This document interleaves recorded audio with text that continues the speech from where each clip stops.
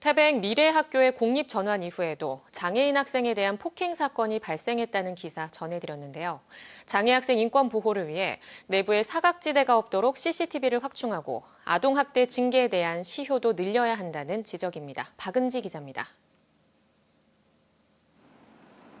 태백 미래학교에서 또다시 교사가 학생을 폭행한 사건이 드러나면서 부모들의 불안과 불신이 커지고 있습니다. 재발 방지를 위해 공립으로 전환됐는데도 대책은 여전히 부족하기 때문입니다.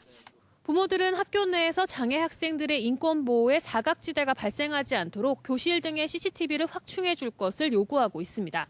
성폭행 사건 이후 태백 미래학교가 공립으로 전환되는 과정에서 고화질 CCTV가 확충됐지만 교권 침해 등을 이유로 교실이 제외되고 복도나 외부에만 설치돼 정작 교실이 사각지대가 됐고 이번 사건도 교실에서 일어났다는 겁니다. 또 지적 장애인 학생들의 경우 의사 표현이 어려워 폭행 사건을 증언해도 증거로 인정받기가 어렵습니다. 실제로 여자 교사가 최근에도 폭행했다는 장애 학생의 증언이 있었지만 신빙성을 인정받지 못해 징계를 피했습니다. 따라서 예방과 증거 확보 차원에서 교실 CCTV 설치도 의무화해야 한다고 주장하고 있습니다. 목격자인 그 같은 부부가 그에도 이제 정신지체가 있거든요. 하지만 그 신빙성을 못 갖고 그대로 이제 증거로서 효력이 안 되니까 그냥 그거는 이제 무마가 되는 거겠죠.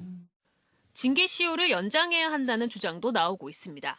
현행 교육공무원 징계 규정은 아동학대 시효를 3년으로 두고 있는데 성범죄처럼 10년으로 확대해야 한다는 겁니다. 아동학대를 예방해야 할 의무가 있는 교사가 오히려 가해를 해서 사법 처리를 받고도 사건이 발생한 지 3년이 넘었다는 이유로 징계가 없는 것은 문제라는 지적입니다.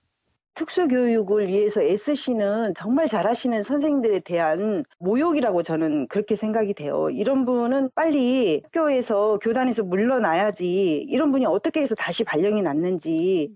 성폭행 사건 발생 이후 공립으로 전환되며 대대적인 전수조사가 진행됐지만 내부에 쉬쉬하는 관행이 여전해 사건 상당수가 묻혀있다 이번에 다시 드러났습니다.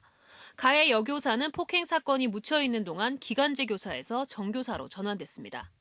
그 선생님이 2012년도부터 2014년도까지 있었던 내용이긴 한데 15년도에 전교사 채용이 됐었거든요. 만약에 그 기간제 시기에 문제가 있었다 그러면 15년도에 전교사 채용이 어렵지 않았을까라는 생각이 들고요. 장애인 부모회는 태백 미래학교 사건을 인권 문제로 인식하고 성폭력, 가정폭력 상담소 등과 연대해 가해자에 대한 강력한 처벌과 재발 방지를 위한 실질적인 대책을 요구하기로 했습니다. MBC 뉴스 박은지입니다.